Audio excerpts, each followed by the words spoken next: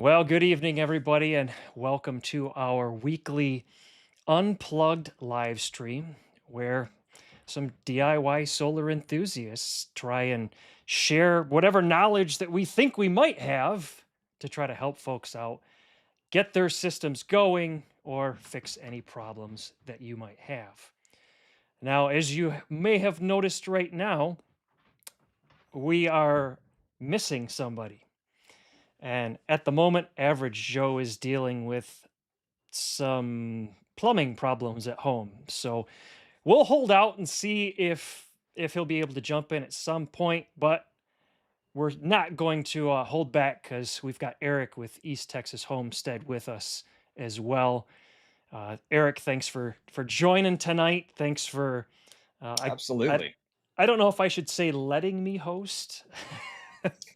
It's your turn, man. Absolutely. Yeah, we cycle Yeah, through it. That's the fun of it. So we do. we all get the awkward options to or opportunities to push the buttons and read the comments out loud.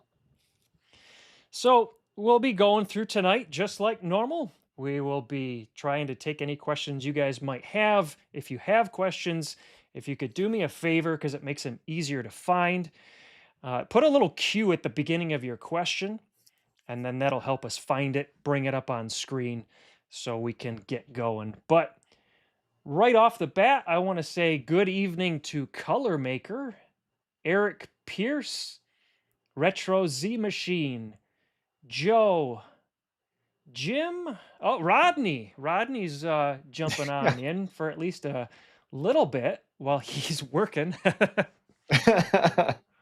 You're in the wrong spot now, Rodney.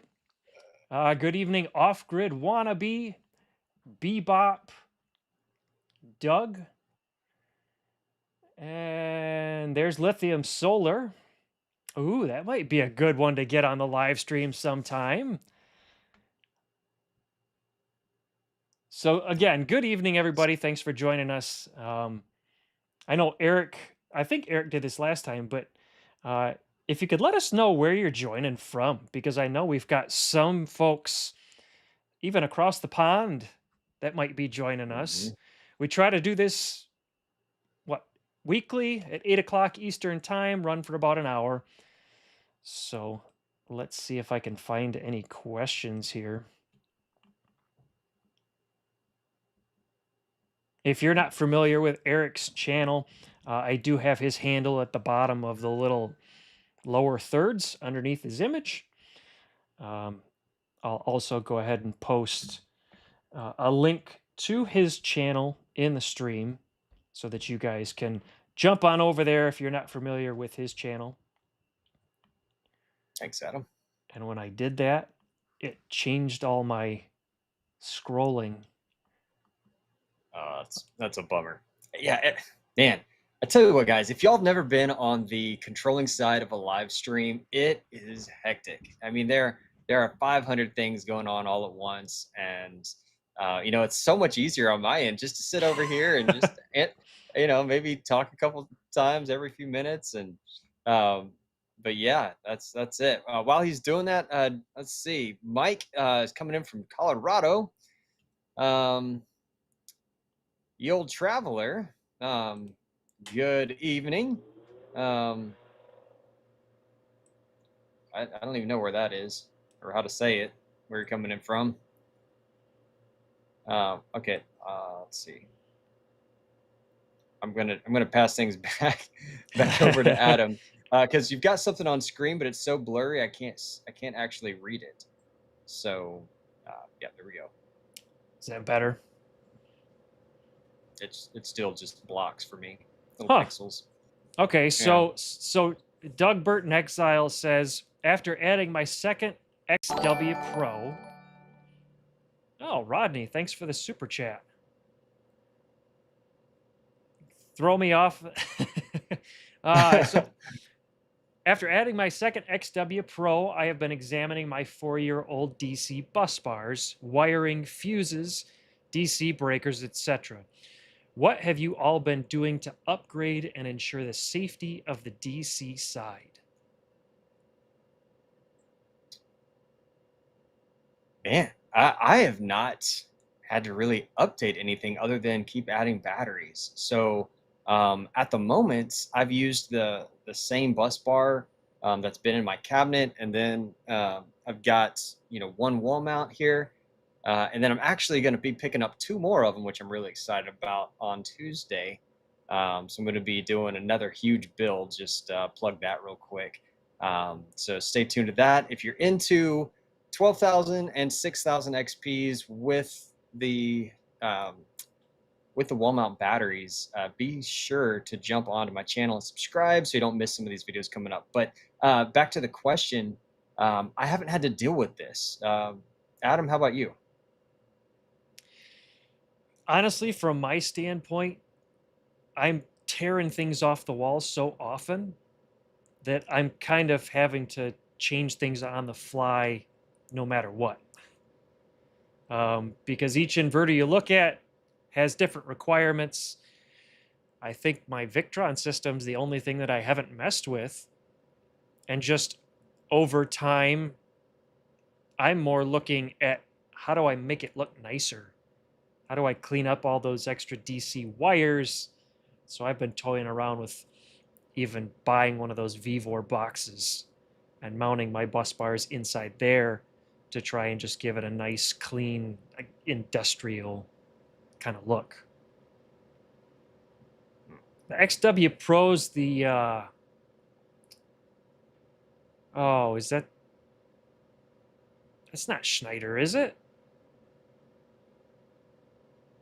My mind's going blank right now. But I think those are 6,000 watt inverters. Pretty beefy ones, if I remember. But if anybody else has comments about, what have you been working on for ensuring the DC side safety, please share it in the comments.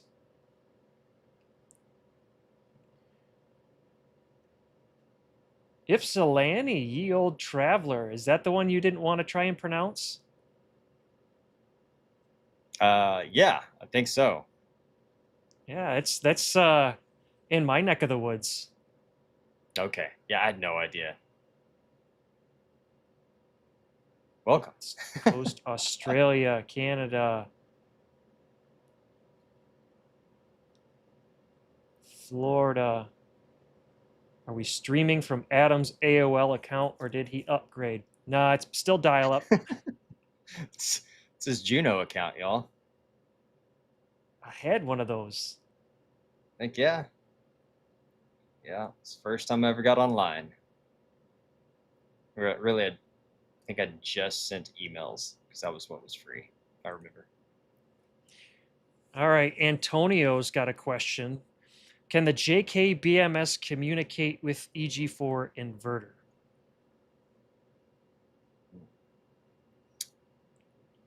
No idea. Yeah. Off to a That's great more start on answering questions. that's more on the DIY battery side. I guess it kind of depends if you're using the JK inverter BMS, the newer one, or if you're using an older one. The older ones cannot, but the newer ones, I think they can set to a pylon protocol.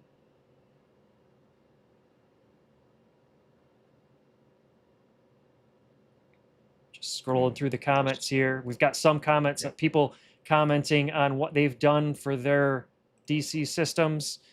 So Joe said that he started with the Blue Sea systems, converted over the Victron distribution system, and he gets the 72-volt fuses from DigiKey. So Joe, I'm going to ask you a question because this is going to be a give and take tonight. We're going to have questions for you guys, and you'll have questions for us because that's how we all learn. But what's the pricing on the DigiKey 72-volt fuses? Because I know that some of those can get to be 30, 40, 50 bucks for the Victron bus bars.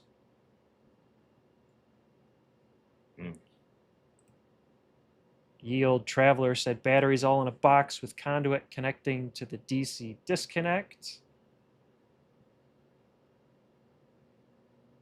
Thank you, Eric, for confirming that it was Schneider. I just couldn't remember.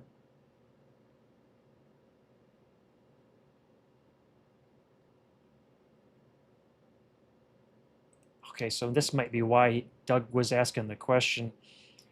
He tested a load to 13,000 watts and was drawing near 300 amps, the limits of his DC system. That's when that's when things get fun. You start grabbing wires and seeing, all right, how warm is this? Yeah, yeah. And on that note, how many out there are using some sort of like a thermal camera or anything other than the good old hand test? I'm just That's a curious, great question. because I love to pull out a thermal camera, and I do find, I've got one of the Klein ones, and but I use this top-down one way more than the Klein, just because it gives me the full, um, you know, full screen of my iPhone, and I can see things much better, better resolution, and overall just easier to use, um, more responsive too. So yeah, I use it all the time. Find some interesting things.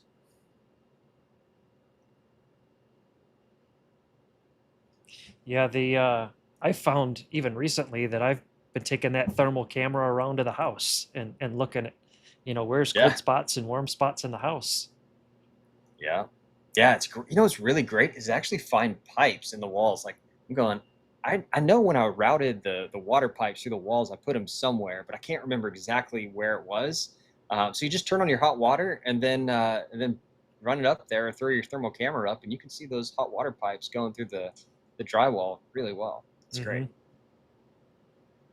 I see a lot of people talking about how they really like the Victron bus bars.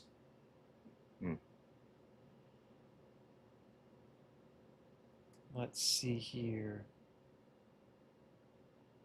Looking for any other questions. Yep, the FLIR thermal camera, FLIR 1 Pro. Mhm.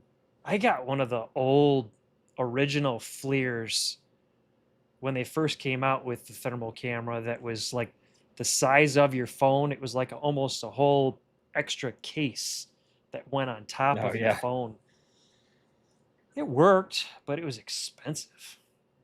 Now you get yeah, them for what, $100 maybe? yeah. They're not that bad. Oh, I've sweet. actually contemplated trying to figure out, this is a bit off topic, but I guess it's kind of what we do, is actually figure out a way to get like an older lightweight iPhone or any other phone for that matter, and stick this little dongle on there and then strap it to the bottom of my drone and then just fly over. And as long as I'm inside Wi-Fi range, I should be able to transmit that image back. So um, that would be interesting, because thermal drones are just ridiculous in price. Yeah. I actually took mine out hunting once, and Yeah. I was just curious. What Hmm. does it actually see? And I think I took a few snapshots. You couldn't tell from a lot of definition what it was, but if it was cold outside, you could at least see that it was a heat source. Yeah. Yeah. There's a lot of really interesting things you can do with thermal camera. Let's Uh, see. Unky Joe jumped on. Good to see you tonight.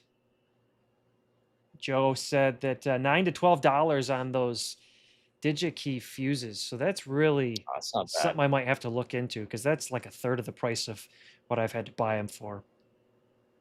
But yeah, lots of love for the Victron bus bars.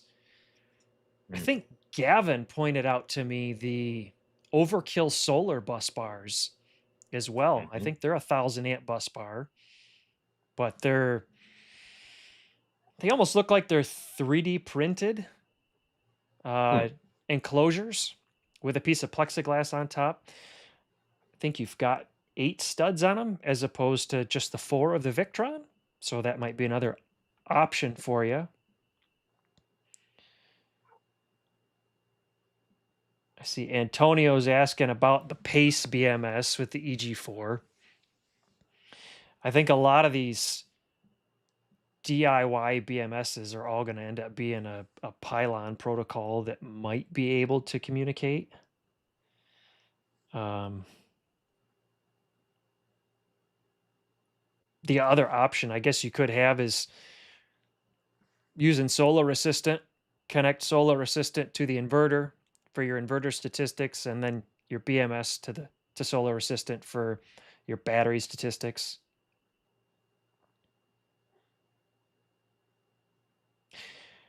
All right, here's one for you, Eric. So, have you been able to see the text, or does me reading it have to No, yeah, you suffice? reading it's great. I do try to match it back up over here. Like I'm looking at the live stream, but it's still, I guess, Ecamm sending it back to me is just dumbing down the resolution so we can prioritize everybody else, which is great. Okay. So Unky Joe is asking. He said he's about ready to pull the trigger on another Vatra rack battery, and he's wondering if anybody else saw Will's review on that battery. I think it just came out today. I saw the thumbnail and the title, and I have been too busy to actually watch it yet. So no, I haven't seen it yet. I'm interested to go take a look though. See, Yeah. Did you watch it? I saw snippets of it. I was kind of listening to it while I was getting ready to the stream. Yeah. I think it sounded like he liked the internals, which from the Vatra battery that I got for the golf cart, the internals are just beautiful on those batteries.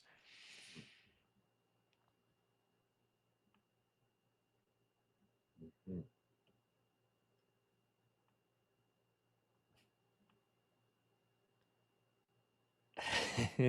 Thermal cams are pretty low res. Some people are talking about making their own pipes or making their own bus bars out of copper pipe. I've never done that before. In fact, okay, since we're in the mode of asking everybody that's on the stream questions as well. So in my home when we bought it, there was almost like a vent hood that goes over Mm-hmm. top of your microwave, or not your microwave, but your oven. But this Mm-hmm. vent hood was decorative and it was around our little fireplace. And it was a wooden frame wrapped with copper. And so there's quite a few sheets of copper. I don't know how thick it is, but I Mm-hmm. mean, there's several squares that are probably at least 14 by 14 inches in diameter. Is there some way that I could take those, cut them into strips, and bond them together somehow to make Mm. a bus bar out of them? I know somebody will say, "Ah, melt them down." Well, yeah, that's all well and good if you can do it, but I'm Yeah. just wondering about the cutting into strips aspect. I don't know. Yeah, that'd be interesting. I mean, you could try it and then run some current through it and see what happens. I mean, I have to clean it all up really oh, well, I would imagine. yeah. Hmm. So yeah, we'll wait and see what other folks say about that one. I think there might be at least a couple on here that could comment how crazy of an idea it might be. Well, when you do, film it for sure. Actually, you know what? Take that back. Live stream it. That would be good. Let's see that one live. Yeah, seeing the sparks and all that stuff works really well on the live stream. Especially on your AOL plan. Hey, so far, things don't seem to be glitching for me too much yet. That's great. So we've got a question here from Don. He says, any idea why my Victron charge controllers skip absorption even while my settings are set to fixed absorb, tail current turned off?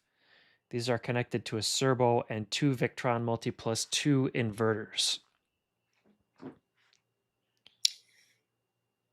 So that yet again, I'm going to punt the ball right back over the fence because I've built one Victron system, and it was just um, at a Victron event, 2 day event, and it was great. I enjoyed it, but I didn't get to mess around with it enough. You are, between the two of us, definitely much more experienced in that field, so I'm gonna punt it back. That would be fun. What kind of Victron event did you go to? Yeah, actually, Signature Solar put it on. They hosted like I said, a 2 day live event. Victron came down and brought just a ton of equipment, and then they gave us the task of just splitting up into teams and trying to build out a system and then troubleshoot it. And then we built it the first day, and then the second day they came in and just messed up a bunch of stuff, unplugged wires, swapped wires, messed with the software, and then we had to spend the entire morning trying to figure out, what the heck they did to us. So um, Hmm. it was actually a lot of fun, but I didn't get a ton of time with the system, so I don't know. I'm not sure if this is a common problem or um, even how you would go about addressing it.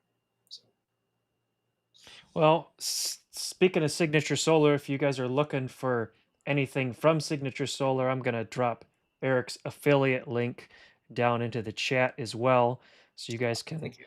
take a look at that. I think that link gets you $50 off is it anything over $500?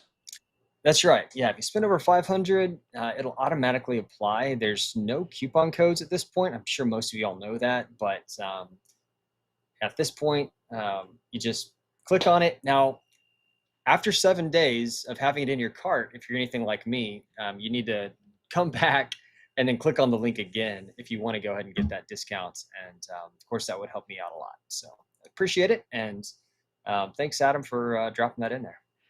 Not a problem. So I pulled up while Eric was talking, I pulled up my Victron 450 100 charge controller, and I'm just looking at the settings on here. I know that, at least I thought that, because I have tail current disabled on mine, with a fixed absorption time of 2 hours. Well, so Don, what do you have your absorption voltage set to, and how long does it actually sit at that voltage before it switches? Um, do you have your absorption and your float voltage set the same? Are they different? I can't say that this is something that I recall seeing. It's too bad that what's his handle? Sunshine Ego from the DIY Solar Forum isn't on here, because he's one of those Smurf guys that can pull out any answer for any Victron system really fast.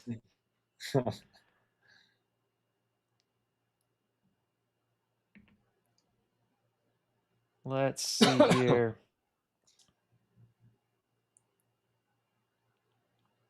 Boy, we got folks having conversations back and forth. Yeah, love Yeah, it. lithium solar, the links don't seem to work. YouTube's doing a real chore of yanking out anything with links on it, which is kind of annoying. Mm. So yeah, Joe, if you can share like product numbers or something for several of us who have that Victron links power in or the distributor, that'd be awesome. So I'm trying to now. They're having a conversation of, well, I know I'm behind, but they're having a conversation about Will's video. This is Lithium Solar's recommendation for my chopping up the hood, the copper hood. He says take it to the scrapyard and use the money to buy a proper bus bar. Probably not a Oh, bad idea. Okay, so now here's a question that's more in your neck of the woods because you've got three of these. So Miguel mhm. has a question about the 6000 XP. How heavy of a load is Yep. a dryer on the 6000 XP? Yeah, so a typical household dryer, at least mine, the ones that I've had, um, if I'm not mistaken, pull over 4,000 watts, 4,500 somewhere in there. So yeah, I mean it takes up a good bit of that available 6,000 continuous. Um, you can have other things come on and you know the spike in in current can exceed that quite a bit, but continuous you're stuck at 6,000 and 4,500 is most of the way there. So um, don't expect to be you know cooking dinner and or at least if you're using a typical oven or doing any other large load or have a well pump kick on or anything like that. It's a good bit of it, but um, if you get a second one, then that goes a long way toward um, giving you extra power. Do you have a dryer running off of electric dryer running off of your 3 XPs? I do. Yeah, absolutely. Our entire house is electric, so Okay. um, so we have at we probably have a consistent 2,000 watt load at any given time, just due to the water heater. Well, no, the heater kicks on. It's a different story. Which I thought we were actually going to be talking about water heaters a lot tonight if Joe showed up, but maybe he'll show up and we'll still get a little bit of that in. But yeah, I mean, I guess between our air conditioners, all electric AC, all electric heat, um, electric dryer, electric water heater, um, huge well pump that outpaces all of those. Um, 6,000 XPs handled it great. Did you ever have just two set up, or have you always had I three? did. Yeah. Yeah. I had two, well, no, not with 6,000 XPs. I had two of the 6,000 EXs at one point. And those were able to do most of what we needed as well. We couldn't run everything at the same time. So if we were going to, and the biggest thing that we monitored was our hot water heater. So I would keep the water heater turned off I knew we were going to be um, unless I knew we were going to be needing it, and then we'd make sure that we didn't take showers while doing other things because Hmm. that would push us over. So it's nice to have that extra headroom. So essentially, we never worry about it. And in the rare instance that we do, even though we have the off-grid inverters, we're still grid tied. So the power just goes into bypass mode for a couple of seconds, um, does what it needs to do, and then we're back to working off batteries. Yeah, that's one big plus about having that grid connection still there, that it can Oh help yeah. with those surges, and usually they don't last very long, and then it just switches back over. Hmm. All right, so here's Ditman the Man Dan. Just bought a bunch of solar equipment. I was thinking, what's the motivation for most people to be in this hobby? Is it saving money? Is it backup power? Or just the fun about learning about making energy? I know you've got a special outlook as to why you guys are are going completely off grid. Yeah, yeah. For us, I mean, the biggest deal was just that well pump. Anytime we ran out of, um, anytime the grid went down, we went without water. And, uh, you know, I guess I could have picked up like a, 24,000, um, 24,000 watt generator, like for a PTO or a PTO driven, sorry, I was struggling for the word PTO driven generator to throw on the back of the tractor or something. But I couldn't find any just like small residential uh, generator that would run that pump. So that was the biggest thing for us, just knowing that we can keep water going and we don't have to worry about that aspect of it. So um, that was the driving factor for us. Okay. Yeah. I know for me, it's being a little more self-reliant, not having to worry about relying on somebody else to provide something for me. Hmm. And it also does help when you can watch that electric bill that you still have to pay for just start to get further and further and further close to that flat line, Hmm. depending on how much you invest with the solar aspect and how much work you put into it. Obviously, that's going to determine your payback period. Sure. But I never liked the idea of the noisy generators running if I could avoid it. Um, in fact, when we had an outage this last summer, I think we were down for 3 or 4 days, and I kept getting text messages from my neighbor. Hey, is the grid back on? I don't know, because I was running off battery power. He's like, "Are you running your generator?" No, I'm running Yeah, off the sun. absolutely. Yeah, yeah. They start calling the energy company saying, "I don't understand why our power's still out. Our Adam's power's back on."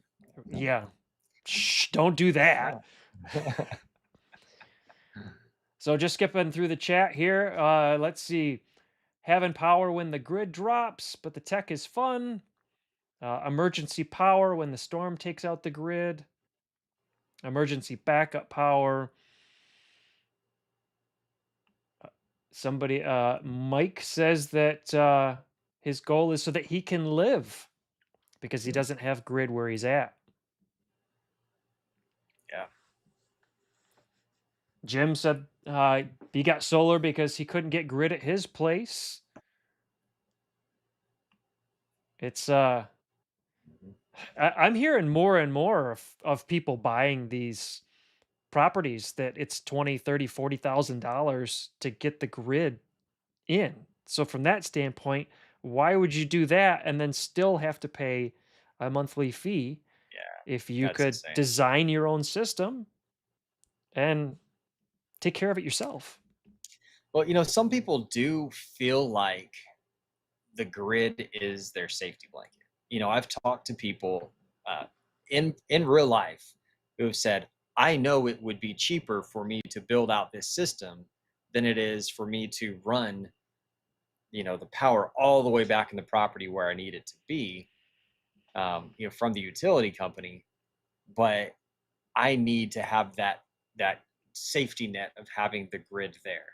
And I'm just like, I don't know what kind of safety net that you think that is. I mean, like, I get it from one side aspect because it has traditionally usually been there, but um, it when it goes out, and you can't just pick up a phone and you know make it come back on.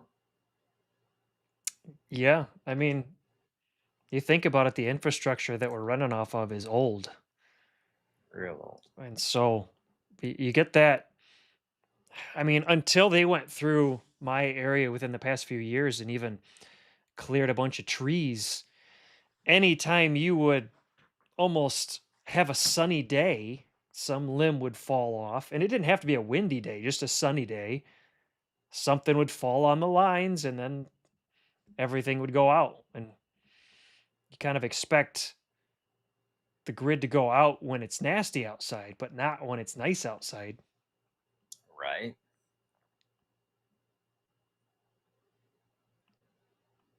Yeah. Where did I go? Okay, Lithium Solar said 50% of it is just a lot of fun, and 50% of it is really needs for some form of backup power. Yeah. Hey, go up. Yeah, yeah, yeah, for sure. Did I miss one? It's a yeah. Go up four to Uncle Joe's comment there. I'm now producing enough. That one? Yeah, just want to draw attention to that. I'm now producing enough solar to run the house during the day and off batteries overnight if needed, and then the batteries are fully charged by 3 p.m. That's really Congrats. I think that's where a lot Yeah. of us would aspire to be able to be. Yes, sir. I think Yeah, that's fantastic. I might have saved or charged up 5% state of charge today, maybe. Mhm. Even on the sunny days, maybe 10% right now. But if I remember, I think Joe's in Texas. Y'all get more sun down there, don't you? Generally, most years. Yeah. Um, and the question right below that, make sure before Yeah, you that's keep right. I did moving. just see that one too. Yeah. So, ye old traveler, he's a southeastern Michigan guy, said, "How did your systems handle the recent cold weather?" Yeah. As protocol dictates, I'll jump in here first. Uh, and yeah, mine did great. I did this room I'm in here. I just kind of wrapped up the insulation, and the floor is uninsulated. So um, I did have issues with it getting a little cooler than I would like it to. So I put a space heater on my. Actually, this is embarrassing. I put space heaters on both of my battery systems, completely forgetting that I had a built-in battery in the wall mount unit. So, or built-in heater in the wall mount unit. So um, that was a waste of energy.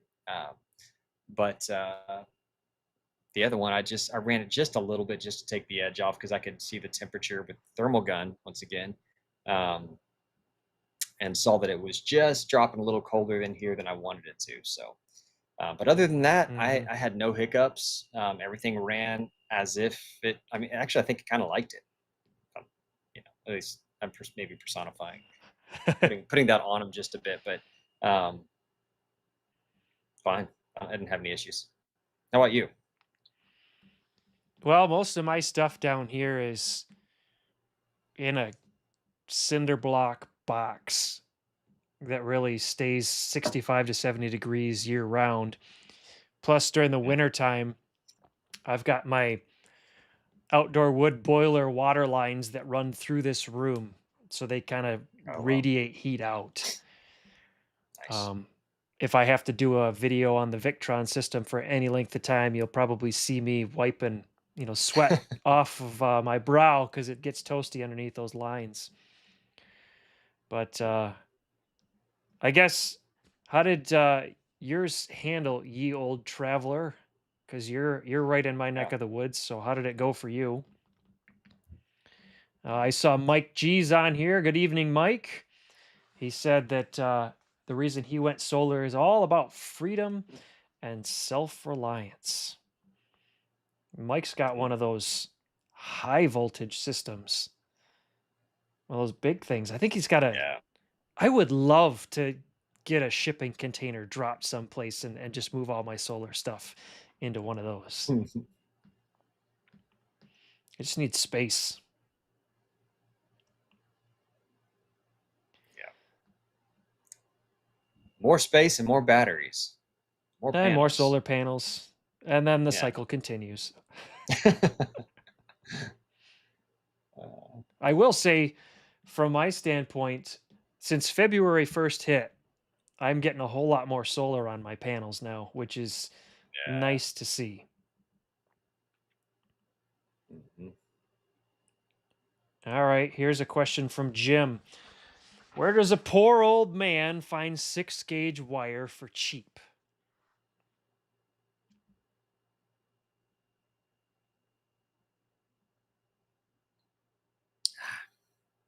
I Where'd don't you know. pick up yours for your I system? I tend to buy a lot at Home Depot or Lowe's. Um, yeah, I typically just buy it by the foot. I go, this is how much I want, and then I go down to Home Depot and I wait way too long for somebody to come help me out. That they roll it through the rack, tell me that they don't have what they said they had online, and then I go to the other box store and eventually find it. But yeah, 6 gauge. I mean, it depends. Like, what kind of 6 gauge are you looking for? Um, is this like for your AC in out, or um, what are you running 6 gauge for? Maybe we'll follow up with that here in a bit. Let me see if I can find a link to a place that I've gotten my wire from in the past that has been fairly reliable for me. I just have to see if I Hmm, have the link someplace. But there was a place on eBay that okay. AC DC wire and supply. Hmm, They've got hundreds of listings of different size cables, different size lengths, and even if they didn't have it listed, I could go to the contact us and say, "Hey, you don't have, 15 feet of black, green, red, and white 6 gauge." yeah, And then within like a half an hour, I get a message back. Here's a link for you. You can go buy it. nice. So let me see here if I can do this. Jim in SAV. Paste. So Jim, I dropped a link down to I don't think it's the 6 gauge that you're looking for, but it's a place that I would recommend taking a look at.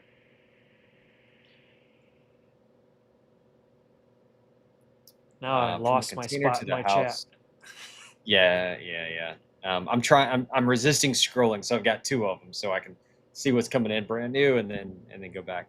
Um, I guess one other let's thing that I would recommend taking a look at, Jim, is take a look at the like those big box stores. They typically have like what do they call it? A scrap section or an overcut Yeah. section. I think I got a Ours do hundred. not discount those. No, No, and I'm like, what's the deal? Like, it's literally you don't even get to choose, and it's probably short of what you want or whatever. And they're like, full price. Come on, man. I'm not a huge fan of Menards, but Mhm. I went there, looked at their scrap cut section. They had 100 foot of 4 gauge, and I got it for $90. What a fork. Yeah.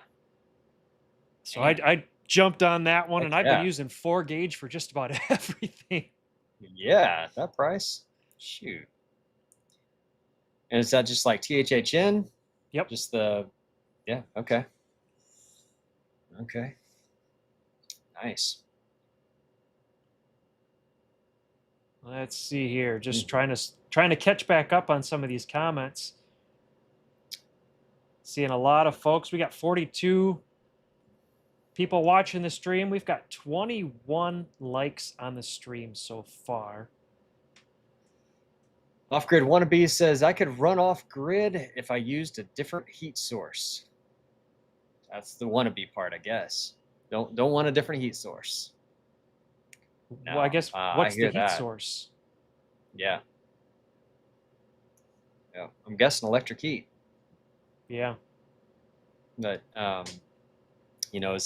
is it like electric baseboards? Or are you doing just like a central AC or AC and heat or window unit heat? Or I tell you what, um, I'm loving the heat from the mini splits that I'm getting. Of course, I've got the AC going on right now, right above me.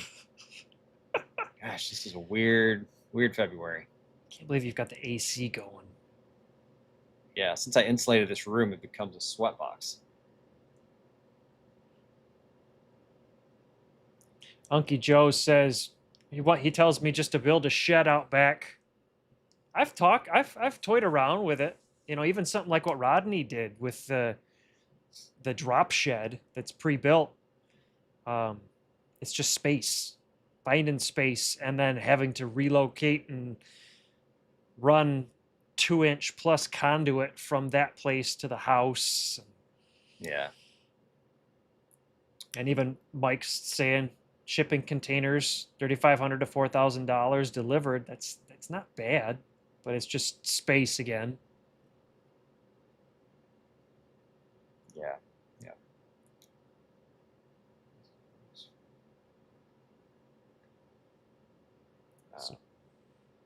Chris says he's looking at getting solar and batteries, but will stay connected to the grid. This is pretty reliable. It's only been out a few times over the last 6 years. It's pretty good. A lot of mini splits. That's one thing that I don't have yet. I've been looking around. I even did a video asking for suggestions on a mini split, but it's like any home project. Your wife bumps something up the ladder and a lot of things down the ladder. Yeah. But I will say my wife right now took a project on herself. She actually built an entire room in the basement by herself. She's framing it. She's putting electrical in it. We're actually going to be running a few of her lines directly into the midnights back here, into the breakers built into it. Nice. That's pretty cool. Sweet. Heck yeah. Sounds like after that project, you'll end up with an assistant. That'd be nice, wouldn't it? More so than just, hey, dear, this is heavy. Yeah. Oh, sweet. Thanks, Doug. Nice. Appreciate it. Like that horn. I do. I'm digging the sound effects. Sorry. I think the only one that I figured out how to do was this one, but it only shows up on mine, so I don't know how it works. All these new things that I can't figure out how to make it work.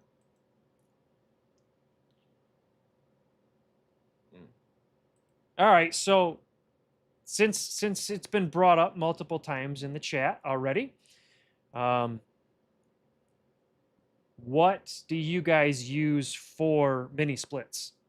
I've already seen Bebop uses his Turbo.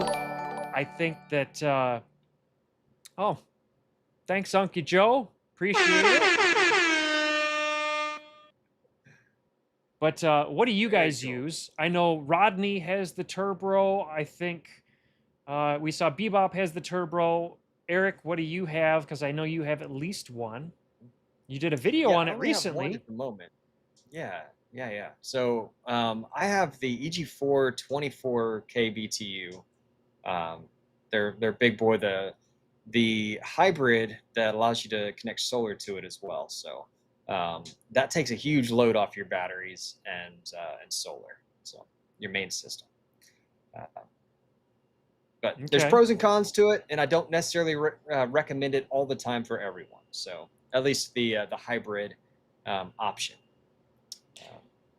Is it the hybrid option?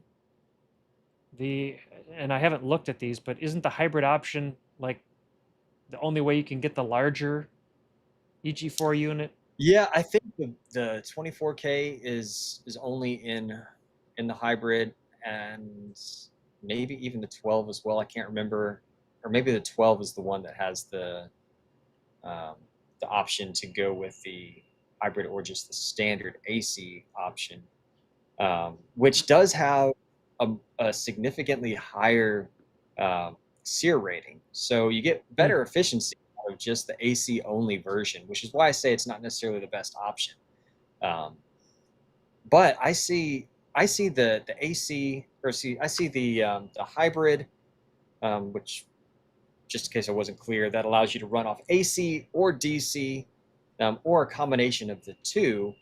I think it's the easiest barrier to entry for anyone who is thinking about solar but doesn't want to invest in all these inverters on the walls and the batteries and all of that. You can just say, you know what, I'm going to remove, 3,000 to 6,000 watts off of my electric bill, or off of my electrical load, depending on how you're running your house, and then just throw out 5-6 panels and hook it directly up to it. And when the sun's shining, you get free energy, or free heat and free cooling, depending on what time of year you're in.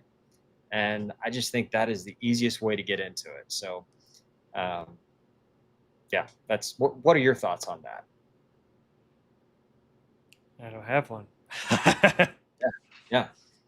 But All no, I right. mean, it's I see your point because it is from the videos that I've seen on these DIY mini split installs, Mhm. they're extremely simple to install. And everybody is going to potentially have some kind of a heating or some kind of a cooling load, which Mhm. is not going to be a small load in your home. Right. Um, and that's a very easy way to be able to just take that expense of paying for that load when the sun's out. Yes. And you don't have to worry about when the grid goes down.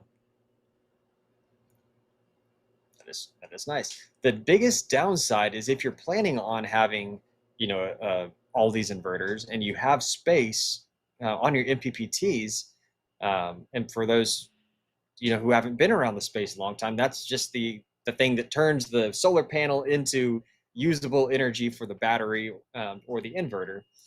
Um, if you have space on that, then you're better off just putting your energy into your main system, because on days like today, it's like, well, we don't want to run the heat, but we don't want to run the AC. So, the 8 panels that I've got on it are just doing nothing, Hmm. and so it's a waste at that point. Um, but if you don't want to invest, if you're not ready to invest, multiple thousands of dollars into batteries and inverters, it's the easiest barrier to entry, easiest entry point to solar that I'm aware of. And So once you end up that's going down the road of putting in a full blown system, you could always migrate those panels and integrate them yeah, into the larger system. that's right. That's right.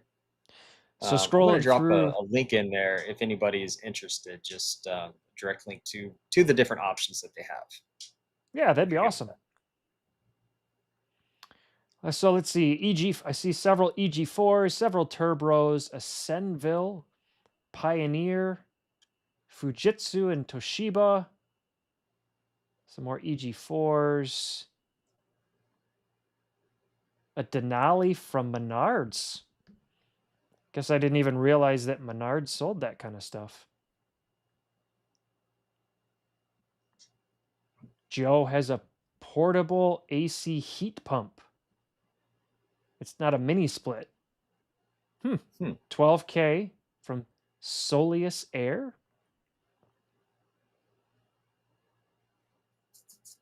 All right, here's a question. For both of us, are either of your systems permitted and state inspected? No. I at at this point, I've never had an inspector on my property for anything. So, um, yeah. But I'm out in the middle of nowhere, so that's that.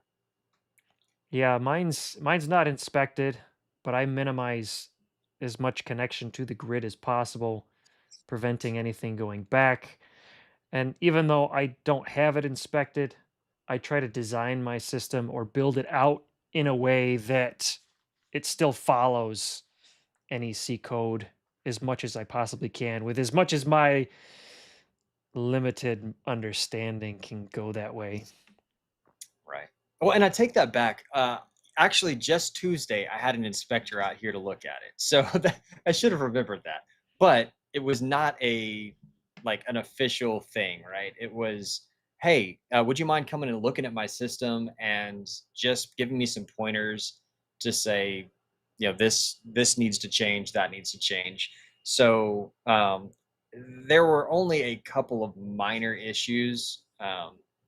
And I'm going to, over the next couple of weeks, just tear my entire system down and then put it all back up. And I'm going to do some long form content on just step by step. And then I'm also going to try to do some real short, get to the point videos, because some people like to get to the point. Some people want to see every screw turn. So we'll do a little bit of both. So jump over and subscribe if you're not already, and if that's interesting to you, we'll do that. We'll do it all together. Yeah, I'll drop your link to your channel down in again, especially if you're going to be doing some of that. You're getting into my neck of the woods, the long form content. I don't know if I can do it that long. We'll see. I have a I don't know how you guys make these short ones. I Oh, it's struggle hard. to try to make those short Yeah. ones because my mind looks at it and I'm like, what would I want to see? Hmm. And so it's like, well, I want to see how's that wire getting run? But I'm a details person and I get comments all the time, you know, boy, I feel like I just wasted half of my life watching something because it was so long. I'm like, there's a fast forward button for a reason. Right. I put chapters down there. Yeah, Yeah. jump around, but I actually Yeah. do. So back to the inspection stuff, I have a couple electrician friends that I constantly bounce questions off Yeah. of and show them what I'm working on to see is this right. Um, I Mhm. think I've finally gotten to the point that they they don't expect me to know more, but they expect me to know enough to not do something stupid. Yeah. Yeah. Retro Z Machine asked, how does it affect my insurance not being inspected? Um, I don't know. I mean, my insurance never asked to see piece of paper saying that it was inspected.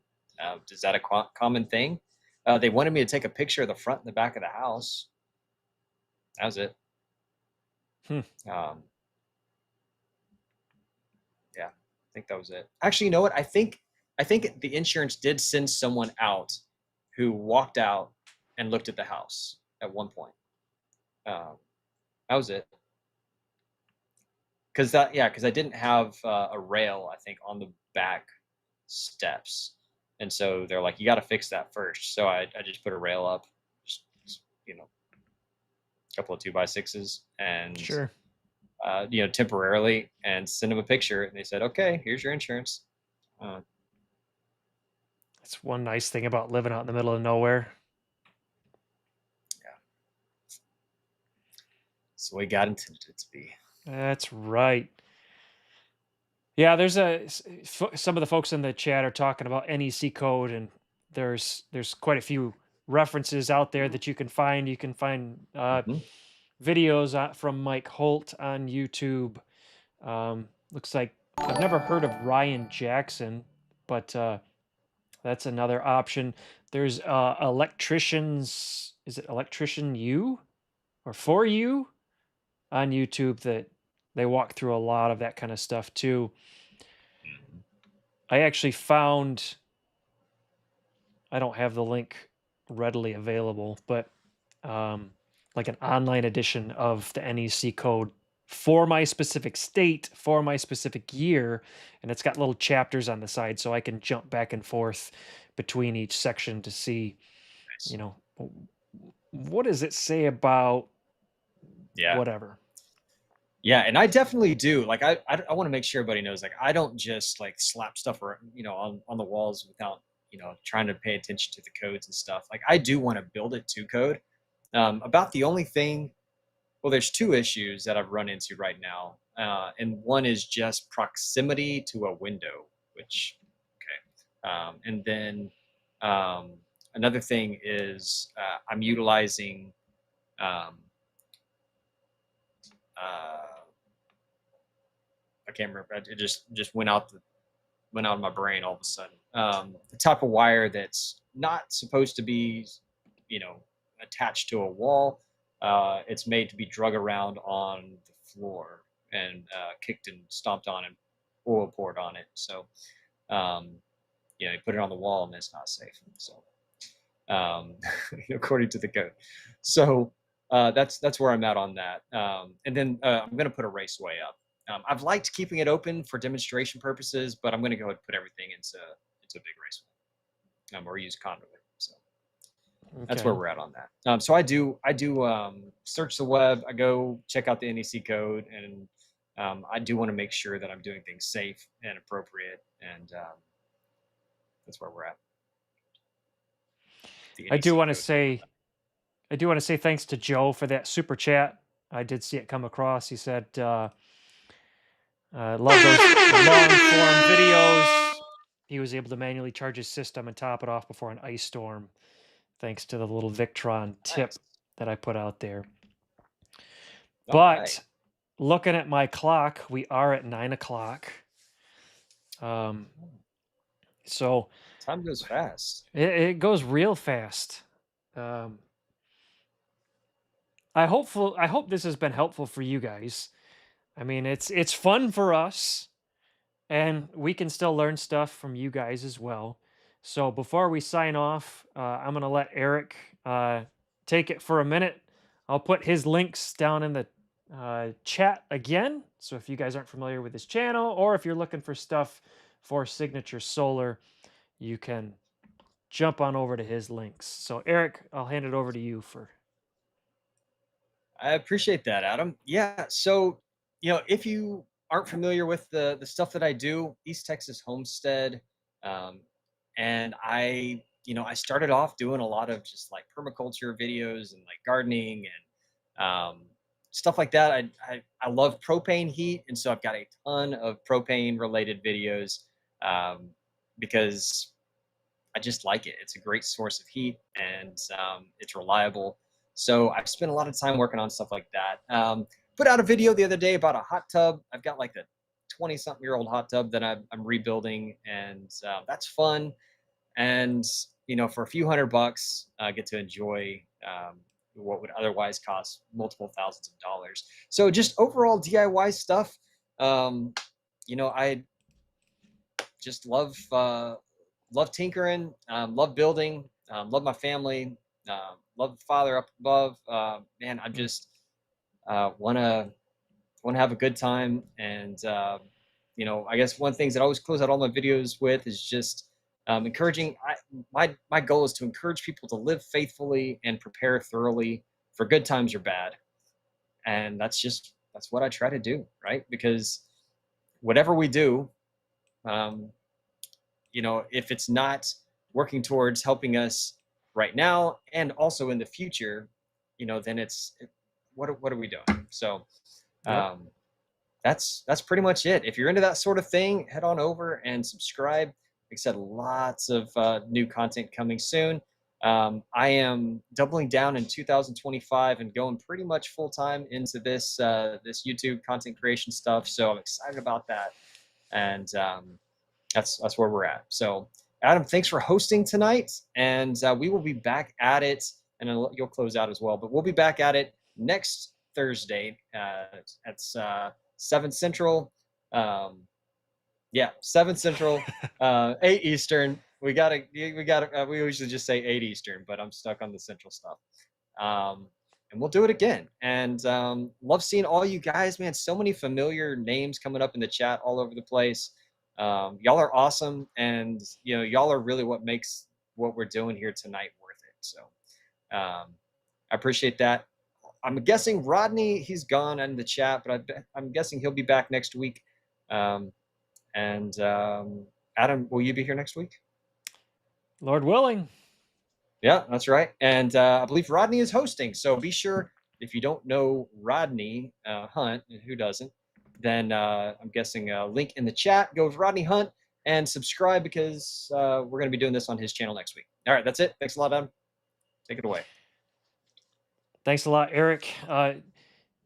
Just to comment on Jim, because I saw that he thought I had 5 super chats. Jim, I had 4, and I forgot to even mention that at the very beginning. But Oh, but yeah, thanks, yes. Eric, for joining. We'll have to get Joe back in here sometime. He's really seemed to enjoy it last week, so we'll try to get him back on here.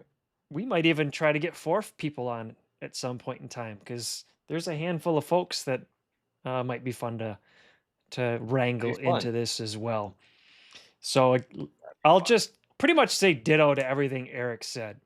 You know, We enjoy doing this, and if you guys weren't here, it'd be pretty boring for us because we'd just be kind of talking to each other, and we've run out of things to talk about.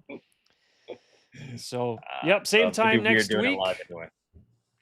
anyway. 8 o'clock will be on, should be on Rodney's channel if he's available.